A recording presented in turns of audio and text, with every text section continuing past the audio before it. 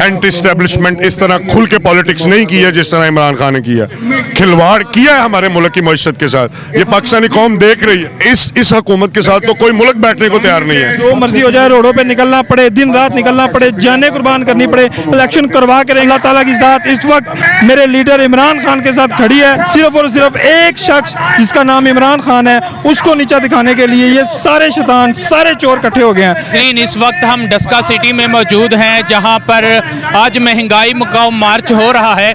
मेरे साथ पाकिस्तान तहरीक इंसाफ के कुछ कारकुनान मौजूद हैं, इनसे बात करते हैं। अस्सलाम वालेकुम अस्सलाम। भाई, सबसे पहले ये बताइएगा कि महंगाई मुकाम मार्च है, मुल्क के अंदर जो मुल्क की सूरत हाल है डिफॉल्ट की तरफ जा रहा है, क्या समझते हैं इसकी क्या वजह है? सर, इसकी वजह यह है कि जब इमरान खान पाकिस्तान को एक सही सिमत में लेके जा रहा था, जब इमरान खान ने मईशत को सहारा देने की कोशिश की, तो इन्होंने एक इम्पोर्टेड हुकूमत हम पे जो मुसल्लत की है, जिसने पाकिस्तान के अंदर से आटा, चीनी, घी, दाल, जो ज़रूरती की चीज़ें हैं, सारी जो है ना इन्होंने माफियाज के हाथों में दे दी हैं, ब्लैक कर ली गई हैं, ताकि पाकिस्तान में मसनूई किल्लत पैदा की गई है। सिर्फ और सिर्फ एक शख्स जिसका नाम इमरान खान है, उसको नीचा दिखाने के लिए ये सारे शैतान, सारे चोर इकट्ठे हो गए हैं। लेकिन इमरान खान कहता है कि एक प्लान वो है कि जो अल्लाह ताला की ज़ात बनाती है, और एक प्लान वो है जो हम बनाते हैं। लेकिन होता वही है जो अल्लाह की ज़ात चाहती है। अल्लाह ताला की ज़ात इस वक्त मेरे लीडर इमरान खान के साथ खड़ी है।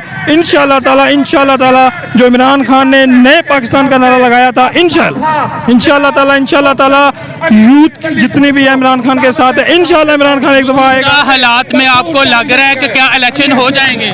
ये जो इम्पोर्टेड हुकूमत है, ये तो राय फरार इख्तियार कर रही है इस टाइम इलेक्शन ना करवाने के बाद। लेकिन इंशाअल्लाह ताला कुछ भी हो जाए, जो मर्जी हो जाए, रोडों पे निकलना पड़े, दिन रात निकलना पड़े, जाने कुर्बान करनी पड़े, इलेक्शन करवा के रहेंगे और इंशाल्लाह साफ और शफाफ इलेक्शन करवा के रहेंगे इंशाल्लाह। जी, तो नाज़रीन, अभी हमारे साथ राना साद एडवोकेट साहब भी मौजूद हैं, इनसे भी बात करें। सर, आपसे मेरा यही सवाल है कि क्या आपको लग रहा है कि इन हालात में इलेक्शन हो जाएंगे?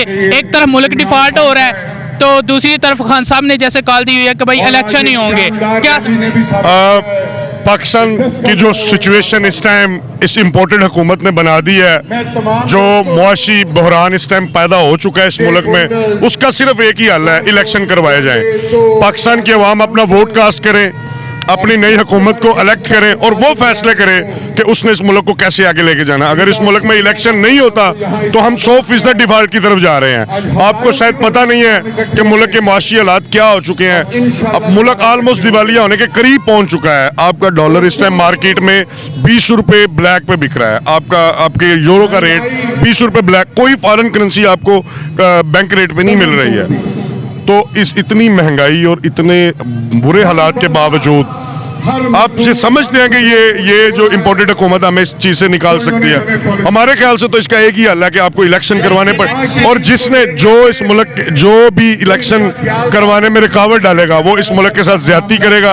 और इंशाल्लाह पाकिस्तान तहरीक इंसाफ के कारकुनान किसी किस्म की रुकावट को सामने नहीं आने देंगे। हम इलेक्शन में जाएंगे और इंशाल्लाह इनकी इलेक्शन में जमानतें जब्त करवाएंगे। पाकिस्तान तहरीक इंसाफ की यही है कि भाई इलेक्शन करवाए जाएं, लेकिन इलेक्शन कमीशन की स्टेटमेंट ये है कि भाई इन हालात में हम इलेक्शन नहीं करवा सकते, हमारे पास बजट ही नहीं है। असल में ये जो इलेक्शन कमीशन है ना, इसका थ्रू आउट रोल एक बाइस्ड इलेक्शन कमीशन का रोल है। ये पॉलिटिकल स्टेटमेंट देना इलेक्शन कमीशन का काम नहीं है। इलेक्शन कमीशन का काम इस मुल्क में जब भी हालात हो इलेक्शन करवाने का है। जब भी कोई सीट खाली हो उस पर इलेक्शन करवाने का ये उनका हक नहीं है कि वो फैसला करें कि मुल्क के माशी हालात कैसे हैं कैसे नहीं है। ये गवर्नमेंट का काम है। जो हुकूमत आए, इलेक्शन हो, नई इलेक्टेड गवर्नमेंट आए, वो फैसला करे, वो दुनिया से डील्स करे, वो IMF के पास जाए, वो प्रोग्राम ले। इस हुकूमत के साथ तो कोई मुल्क बैठने को तैयार नहीं है, कोई 1 रुपया इनको देने को तैयार नहीं है।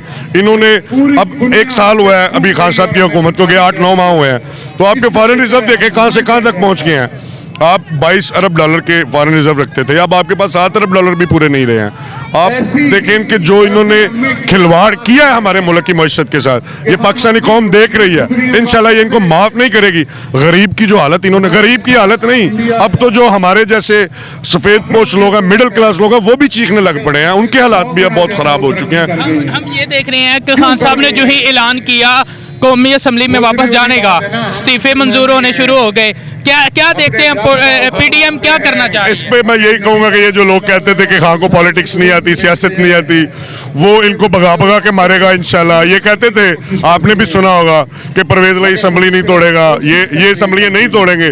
हमने जो जो बात की हमने करके दिखाई। अब हम पाकिस्तान की आवाम से यही अपील करते हैं कि इलेक्शंस में अपने लीडर का, अपने महबूब लीडर का भरपूर साथ दें, उसको वोट दे के। सुबह हुकूमत की बात हुई तो जैसे वो कह रहे थे कि भाई एतमाद का वोट लेने में कामयाब नहीं होंगे, लेकिन एतमाद का वोट भी कामयाब हो गया पंजाब में। उसको कैसा देखते हैं? असल में हमारे मुल्क में इससे पहले किसी ने भी एंटी एस्टेब्लिशमेंट इस तरह खुल के पॉलिटिक्स नहीं की है जिस तरह इमरान खान ने किया, और अल्हम्दुलिल्लाह लोग उसके साथ स्टैंड कर गए हैं।